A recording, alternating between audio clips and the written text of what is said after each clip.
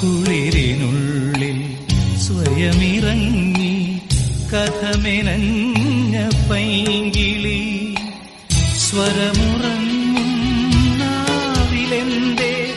വരിമറന്ന പല്ലവി മഞ്ഞുറയും രാവറയിൽ മാമലരായി നീ പൊഴിഞ്ഞു പഴം തമ്മിപ്പാട്ടിഴയും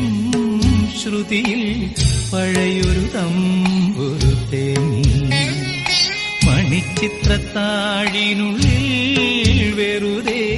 നിലവറമീനമയങ്ങി സരസസുന്ദ